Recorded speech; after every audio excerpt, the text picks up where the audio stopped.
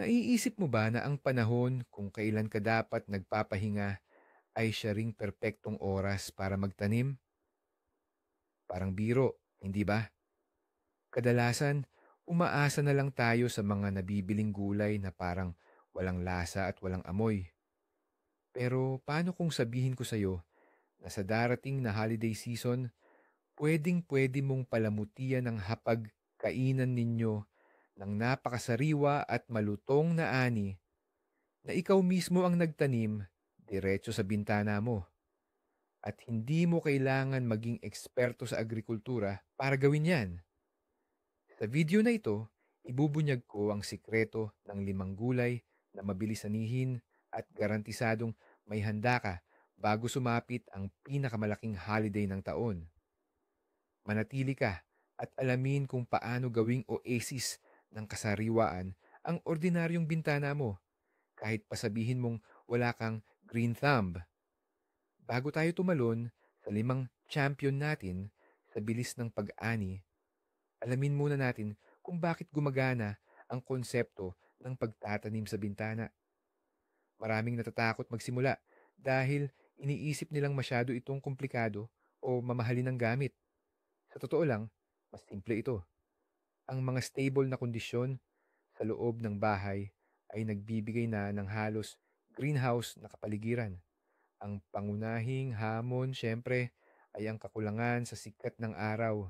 Pero madali itong solusyonan gamit ang abot-kayang grow lights na mabibili mo sa hardware.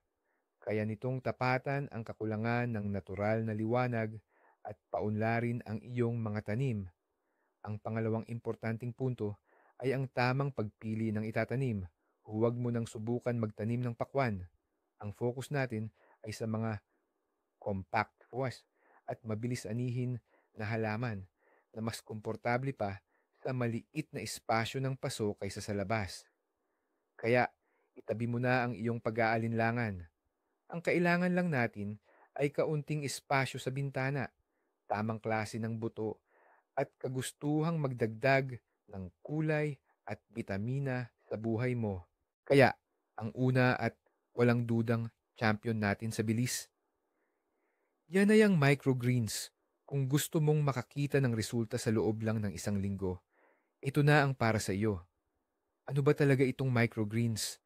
Ang microgreens ay mga murang sibol ng gulay at herbs na inaani at kinakain kapag lumabas na ang una nitong pares ng tunay na dahon.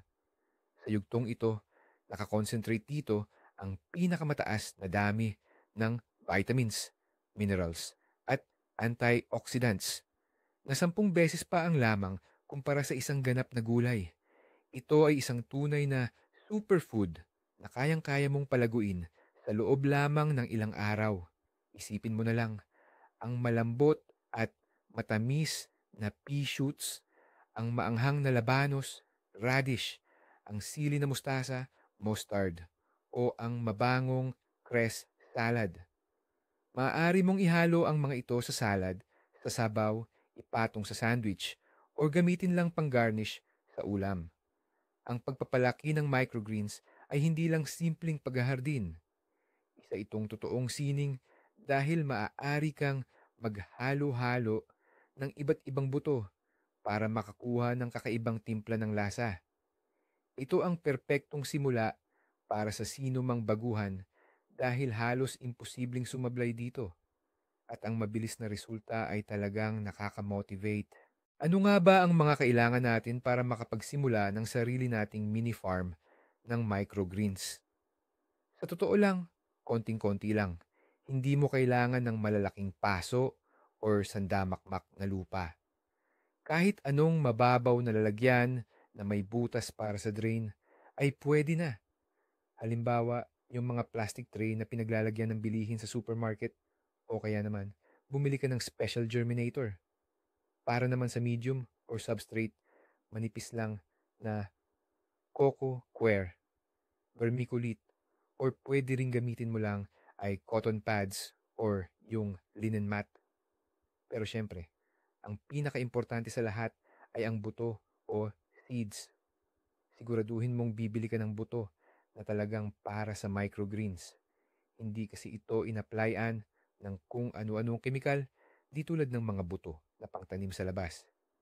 Para sa mga nagsisimula pa lang, nire-recommenda kong subukan mo ang buto ng apia or gisantes, sunflower, radish o kaya mustard.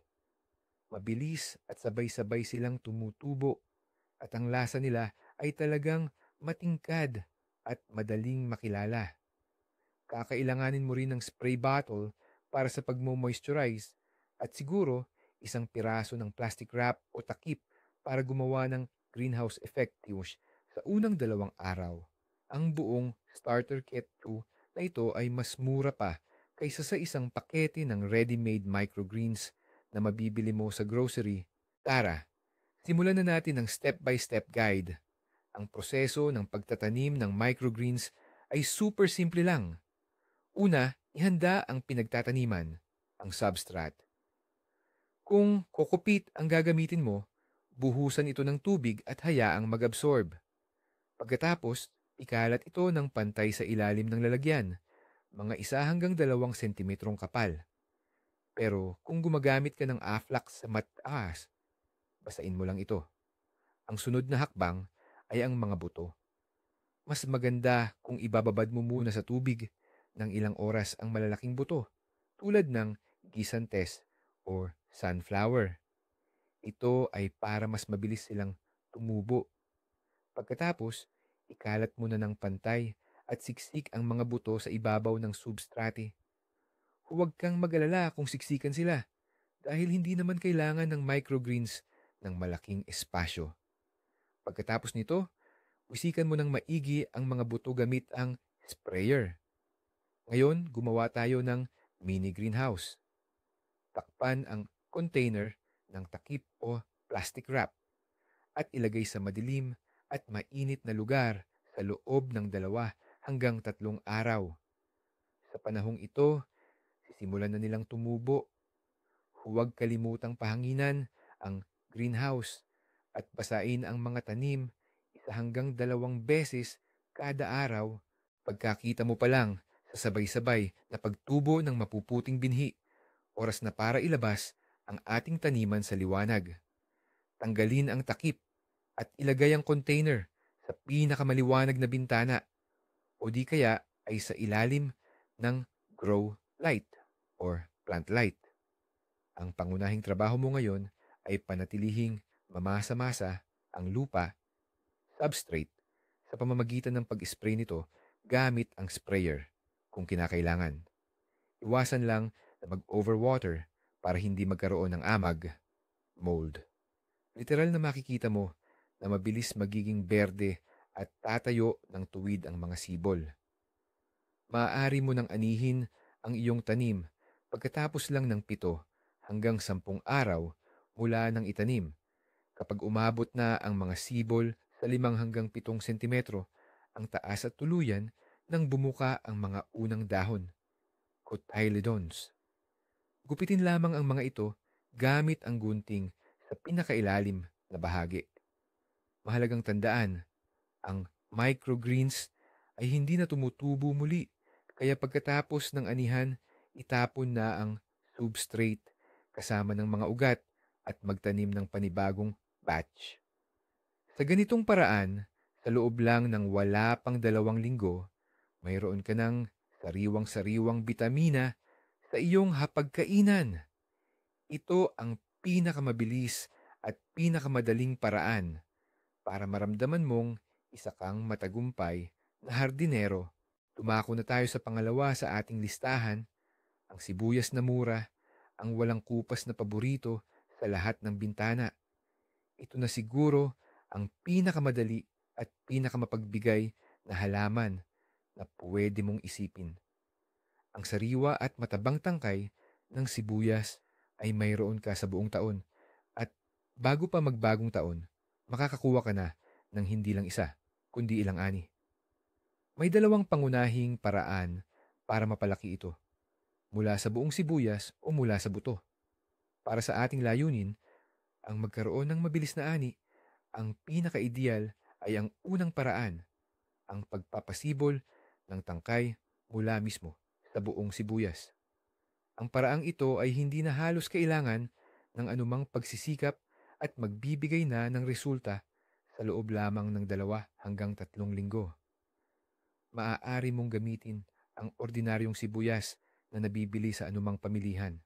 Ang mahalaga, pumili ng malusog, matigas at katamtamang laki ng sibuyas na walang senyales ng pagbulok o sira. Puwede ring kumuha ng mga sibuyas na mayroon ng kaunting sibol. Mas mapapabilis nito ang inyong ani. Napakasimple ng paraang ito, kaya kahit bata ay kayang-kaya itong gawin. Pag-usapan natin ang pinakasimpleng paraan ng pagpapalaki ng sibuyas sa tubig. Oo, hindi mo na kailangan ng lupa. Ang kailangan mo lang ay isang baso o maliit na garapon at simpleng tubig. Kumuha ka ng isang sibuyas at dahan-dahang putulin ang pinakatuktok nito, mga 1 hanggang 1.5 sentimetro. Ginagawa natin ito para ma-stimulate ang pagtubo ng mga dahon. Pagkatapos, lagyan mo ng pinatining na tubig na room temperature ang baso. Tandaan, dapat ang ugat lang o ilalim ng sibuyas ang nakalubog. Huwag mong hayaang lumutang ang buong sibuyas dahil mabilis itong mabubulok. Ilagay mo ang baso sa maliwanag na bintana at abangan mo lang ang mangyayari. Palitan mo ang tubig kada 1 o 2 araw para hindi ito manamlay. Sa loob lang ng ilang araw, makikita mo ng sisibol ang mga berdeng sibuyas mula sa tuktok. Ngayon, kung gusto mo naman ng mas marami at mas matagal na ani, pwede mong itanim ang sibuyas sa lupa. Kumuha ka ng isang mababaw na kahon, lagyan ng universal potting mix, at itanim ang mga sibuyas ng magkakalapit at kalahati lang ang ilubog. Diligan at maghintay ng iyong ani. Tandaan, mas makakapagbigay ang paraan ng pagtatanim sa lupa ng mas makakatas at mas makakapal na dahon ng sibuyas. Ngayon, pag-usapan naman natin ang pagpapatubo ng sibuyas mula sa buto. Ito yung tinatawag nating bunching onion o sibuyas na pangmatagalan.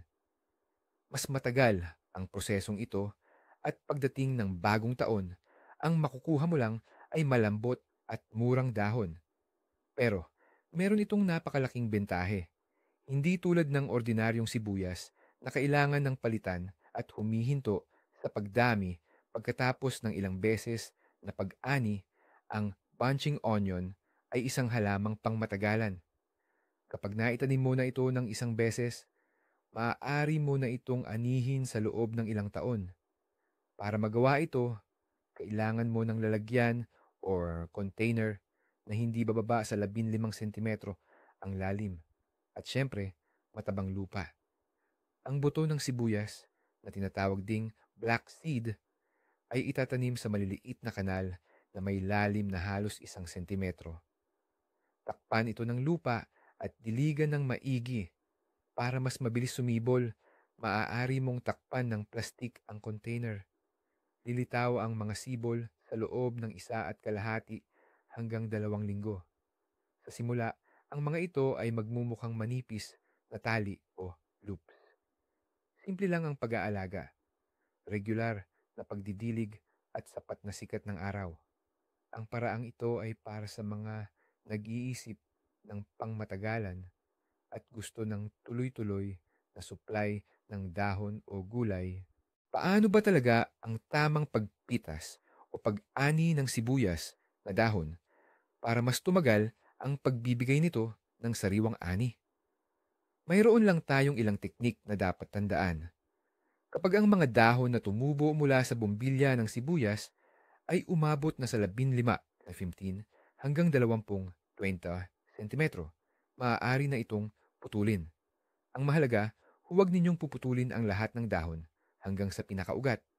Mag-iwan ng mga 4 hanggang 5 sentimetro sa pinakababa.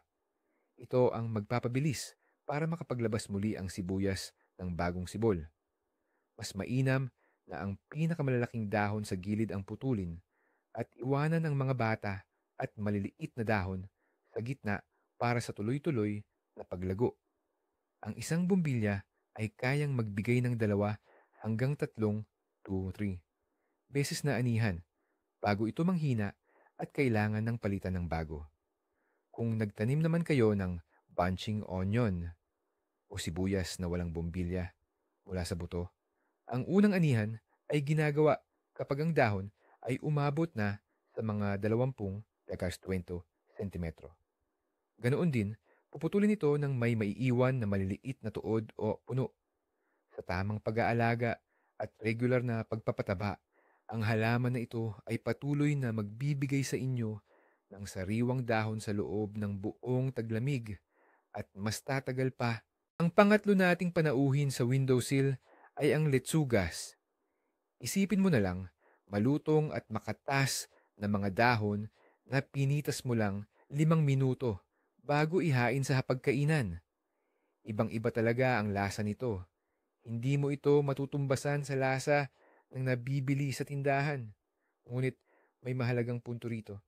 Hindi lahat ng variety ay bagay sa pagtatanim sa loob ng bahay. Kalimutan na natin ang mga uri na bumubuo ng siksik na head o ulo tulad ng iceberg o romaine. Ang pinili natin ay ang mga leafy at semi-heading na variety na madaling anihin. Hanapin ang mga pangalang tulad ng Lolo Rosa, Odesky Kucheryavets, Izumrudnoye Krujevo, or Credo. Hindi sila bumubuo ng siksik na ulo, kundi isang malagong rosette ng mga dahon. Kaya, pwede mo itong pitasin as needed. Hindi na kailangang hintayin na buo na ang halaman. Ang mga variety na ito ay tumatagal lang ng 30 hanggang 40 araw para anihin. Ibig sabihin, kung magtatanim ka sa kalagitnaan ng Nobyembre, sigurado kang aabot ito sa handaan ninyo sa bisperas ng bagong taon. Bukod pa rito, sanay sila sa lilim at nabubuhay kahit maikli lang ang sikat ng araw.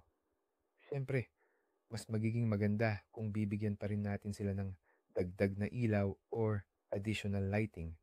Para maging successful ang pagpapalaki ng lettuce o litsugas, napaka-importante na piliin mo ng tama ang container at ang lupa. Hindi naman masyadong malalim ang ugat ng lettuce, kaya hindi mo na kailangan ng sobrang laking paso. Sapat na ang container o kahon na may lalim na 15 hanggang 20 sentimetro o mga 15 sputa pasta 20 cm. Ang pinakamahalaga rito ay siguraduhin mong may magagandang drainage holes sa ilalim. Ayaw na ayaw kasi ng litsugas na maipon o mag-stuck ang tubig sa ugat nila.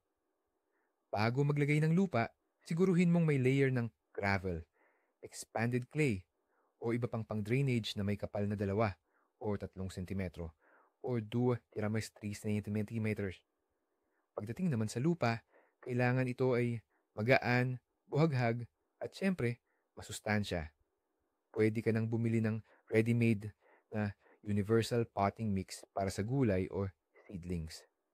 Pero kung gusto mong magtimpla ng sarili mong pinaghalong lupa, haluan mo ang garden soil, compost, or humus at buhangin ng pantay-pantay ang sukat. Sobrang gustong-gusto ng lettuce ang soil na nakakahinga o aerated. Kaya naman, kung maglalagay ka pa ng vermiculite or perlite, mas lalong magiging magaan at buhaghag ang lupa. Iwasan mong gamitin ang mabigat at clay-type luwas na lupa na galing sa bakuran. Dahil diyan, masasakal ang ugat ng lettuce at hindi talaga didiretso ang paglaki ng iyong pananim. Pag-usapan naman natin ang proseso ng paghahasik at pag-aalaga. Punuin ang inyong lalagyan ng inihandang lupa at siguraduhin lang na may maiiwan pang espasyo na mga 2 sentimetro mula sa gilid. Basain o diligin ng maigi ang lupa. Medyo maliliit ang mga buto ng lettuce, kaya hindi ito kailangang ibaon ng malalim. Gumawa ng mga uka o guhit na hindi lalampas sa 1 sentimetro ang lalim at dapat may pagitan ng mga 10 sentimetro ang bawat isa. Ikalat ang mga buto sa mga uka na ito.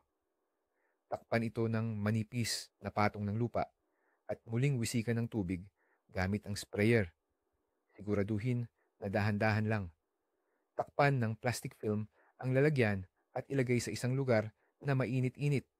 Lilitaw ang mga sibol pagkatapos ng 4 hanggang 7 araw. Sa sandaling mangyari ito, alisin na ang plastic at ilipat ang lalagyan sa isang maliwanag na bintana. Ang pinakamahalagang yugto ay ang pagpapalabnaw or thinning.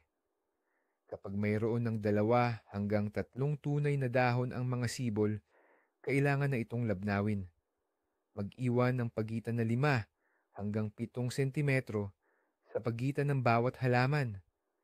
Kailangan ito para hindi sila magsiksikan at nang makabuo sila ng malalaki at matitingkad na rosettes.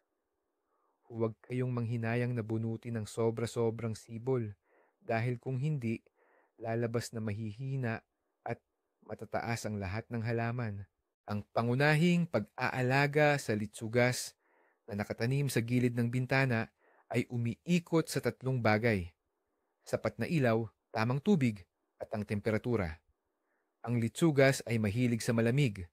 Ang perpektong temperatura para sa kanila ay mula 16 hanggang 20 16-20 degrees Celsius.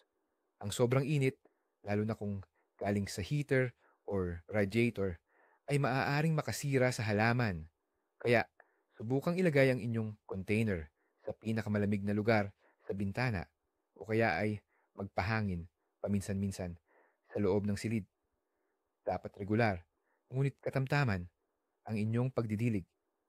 Kailangang laging bahagyang mamasa-masa ang lupa, ngunit hindi dapat ito lubos na binabaha. Diligan ito ng tubig na nakapahinga at dapat nasa room temperature ito.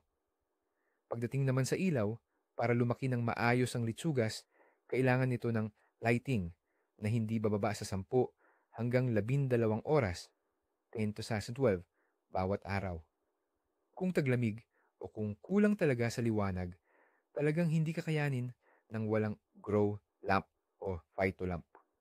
Buksan ang ilaw na ito tuwing umaga at gabi upang mapahaba ang oras ng pag-iilaw. Kapag kulang sa liwanag, mamumutla ang mga dahon at hahaba ng sobra ang mismong halaman. Isa pa, para hindi pumait ang dahon, siguraduhin na regular ang pagdilig ninyo. Dahil ang pagkatuyo ng lupa ang siyang nagdudulot ng pamumuo ng pait sa litsugas. Magtanim ng ugat gulay sa bintana. Marami ang magsasabing imposible yan o katang-isip lang. Pero ang ika-4 nating kandidato, ang radish or labanos, ang nagpapatunay ng kabaligtaran. Oo, makakaani ka ng makatas at malutong na radish direkta sa loob ng inyong apartment. Ang susi sa tagumpay ay ang pagpili ng tamang uri o variety. Kailangan natin ng ultras scorospelye o napakabilis tumubo na variety na bilog at maliliit lang ang ugat at inaabot lang ng 18 hanggang 25 araw bago anihin. Ideal dito ang mga variety tulad ng 18 Days, Heat, Deca, Champion o Zarya. Ang mga ito ay sadyang ginawa para sa mabilis na pag-aani at hindi na nangangailangan ng napakalaking volume ng lupa. Kapag pumipili ng buto, tingnan ang nakalagay na para sa protektadong lupa, protected ground, o para sa taniman sa buong taon, all-season cultivation. Ang mga uring ito ay hindi madaling mag-bolting o yung maagang pamumulaklak na nakakasira sa paglaki ng ugat. Napakahalaga nito lalo na kung sa loob ng bahay lang tayo nagtatanim. Isipin mo na lang ang gulat ng inyong mga bisita kapag dinagdagan mo ng pinakasariwang radish mula sa inyong bintana ang inyong pang Noche Buena o pang holiday na salad. Pagdating sa labanos, iba sa mga leafy greens, talagang importante ang lalim ng gagamitin mong lalagyan. Kailangan kasi ng ugat nito ng espasyo para makababa ng maayos. Kaya, pumili ka ng paso o container na may lalim na hindi bababa sa 15 15 sentimetro. Pero mas maganda kung aabot ito sa 20 sentimetro. Hindi naman importante ang material. Pwede ang plastic o seramika. Basta ang pinakaimportante ay may sapat at tamang butas ito para sa drainage. Sa ilalim, tulad ng ginawa natin sa lettuce, maglagay tayo ng patong ng drainage materials. Ang lupa para sa labanos ay dapat napakaluwag, very loose, magaan at mayabong. Kapag mabigat at siksik ang lupa, hindi makakababa ng maayos ang ugat, kaya magiging baluktot at maliliit lang ang tubo ng labanos. Ang ready-made soil mix para sa mga gulay ay perfect na, pero pwede mo pa itong dagdagan ng kaunting buhangin o perlite para mas lumuwag palalo. Bago mo itanim ang buto, kailangan mo munang diligin ng maigi ang lupa. Ang labanos ay isang cold-tolerant na halaman at ayaw nito sa matinding init. Kaya, hindi maganda ang pwesto kung ito ay nakalagay sa bintana na may mainit na radiator sa ilalim. Sikapin mong makahanap ng lugar na malamig pero sapat ang liwanag. Napakadali lang magtanim ng labanos. Sa lupa na inihanda na at basa, gumawa tayong mga uka o linya na may lalim na halos 1.5 sentimetro. Dapat mga 5 hanggang 6 na sentimetro ang pagitan ng bawat linya. Ilagay ang mga buto sa mga linyang ito na may pagitan na 3 o 4 na sentimetro. Huwag masyadong magtanim ng dikit-dikit dahil kung sobrang siksik, magiging masikip ang pwesto ng labanos para lumaki. Pagkatapos, takpan ang mga buto ng lupa, bahagyang diinan at diligin ulit gamit ang sprayer. Hindi na kailangang takpan ng plastic ang tanim na labanos dahil mabilis naman itong tumubo, karaniwan sa 3 hanggang 5 araw. Kapag sumulpot na ang mga tanim, ang pag-aalaga ay nakatuon sa regular na pagdidilig. Napakahilig sa tubig ng labanos. Kailangan laging katamtaman lang ang basa ng lupa. Kapag natuyo ang lupa, titigas, papait, at pwedeng mag-crack o pumutok ang mga labanos. Sa kabilang banda, ang sobrang tubig, lalo na kung mainit, ay pwedeng maging sanhi ng paglaki ng dahon kaysa sa mismong ugat. Kaya, dapat alamin natin ang tamang balanse. Ang pag-ani ng labanos ang pinakamasarap na bahagi dahil sa mga pinili nating early maturing varieties. Hindi na tayo maghihintay ng matagal. 3 o 4 na linggo pa lang mula nang sumibol ang mga tanim, pwede na nating i-check kung ano na ang lumaki. Dahan-dahan lang nating bungkalin ang lupa malapit sa puno ng isang halaman. Kapag nakita ninyo ang bilog na labanos na may lapad na 2 hanggang 3 sentimetro, hudyat na yan para mag-ani. Huwag nating hayaang masyadong tumagal ang labanos sa lupa. Ang mga labanos na sumobra sa laki ay nagiging malata, magaspang, at kung minsan, walang laman sa loob. Mas mainam na anihin ito paunti-unti habang nahihinog at piliin lamang ang pinakamalalaking labanos. Napakadali lang hilahin ang labanos mula sa buhaghag na lupa. Hilahin lang pataas ang mga dahon. Ang naani nating labanos ay pwede na agad gamitin o kainin. At huwag nating madaliing itapon ang mga dahon nito. Ang mga bata at malalambot na dahon ng labanos ay nakakain. Pwede itong ihalo sa salad dahil mayroon itong masarap na lasa na medyo maanghang. At para sa panghuli, ang tinatawag nating cherry on top ng ating hardin, ang panlima nating kalahok, ang indoor cherry tomatoes. Ang ideya ng pagtatanim ng kamatis sa bintana tuwing taglamig ay tila katang-isip o imposible. Pero sa totoo lang, ito ay ganap na kayang gawin. Siyempre, hindi tayo nag-uusap dito ng dambuhalang halaman na may bungang umaabot sa 1 kilo. Ang pinag-uusapan natin ay ang mga espesyal na dwarf o ampelus varieties. Sadyang ginawa ang mga ito ng mga plant breeder para sa pagtatanim sa paso, sa balkonahe, o sa mismong bintana. Ang mga halamang ito ay hindi malalaki. Kadalasan ay hindi lalampas sa 30 hanggang 40 sentimetro ang taas. Hindi na kailangan ng masalimuot na pruning or pagtatanggal ng mga sanga, at gayunpaman nakakapagbigay pa rin sila ng masaganang ani ng matatamis at mababangong bunga.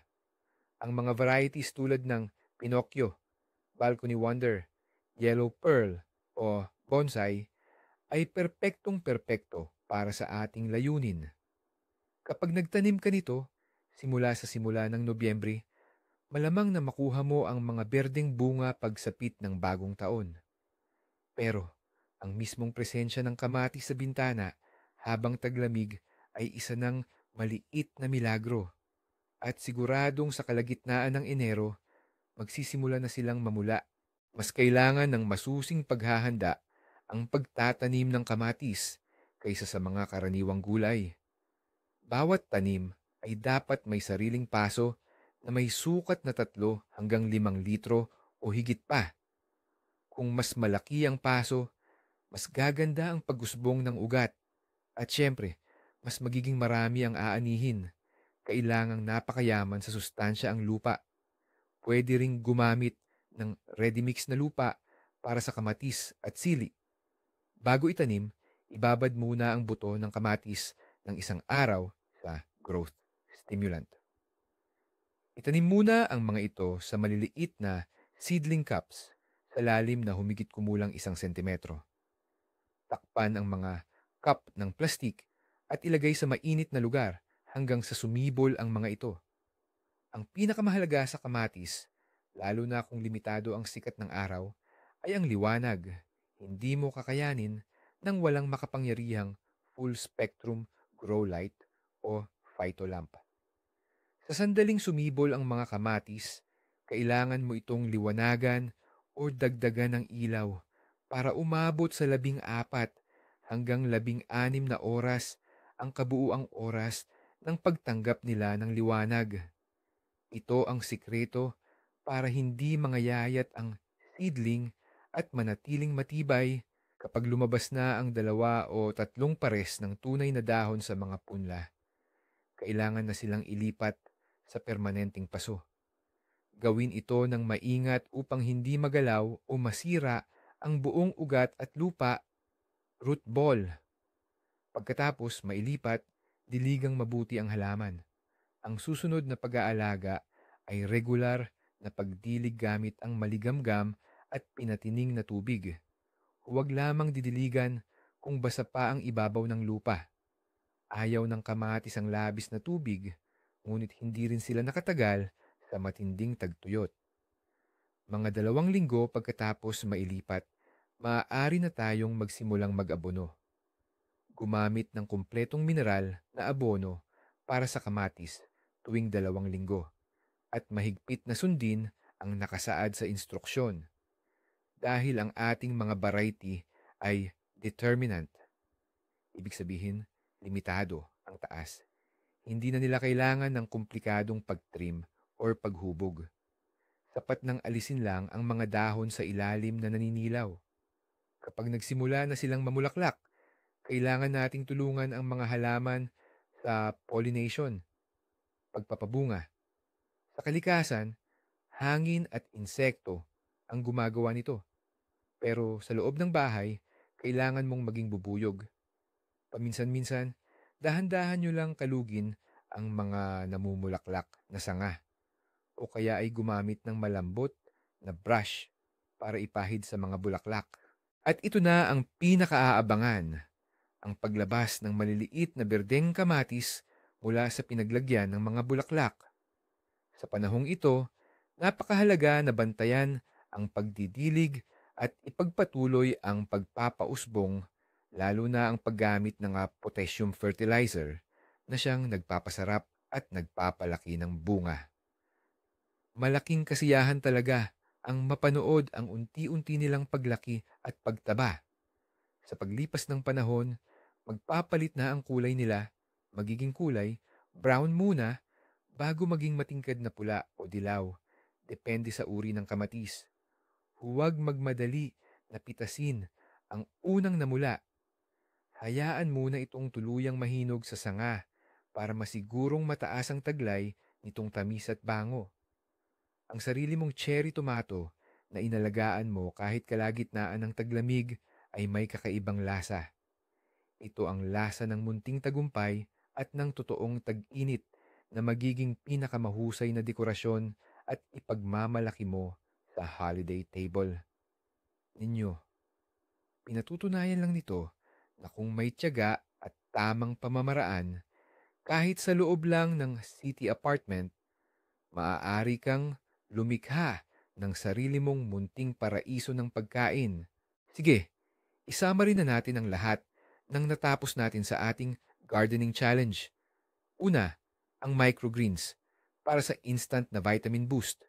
Pangalawa, ang walang katapusang sibuyas na mura or spring onions para may dagdag na anghang. Pangatlo, ang malutong na lettuce or leafy greens na perfect base para sa kahit anong dish. Pang-apat, ang juicy at mabilis na radish na nagpapatunay na hindi imposible ang pagtatanim ng root crops sa loob ng bahay. At syempre, ang cute na cherry tomatoes na simbolo ng galing mo sa paghahalaman. Lahat ng 5 halaman na ito ay nagpapatunay sa isang simpleng bagay.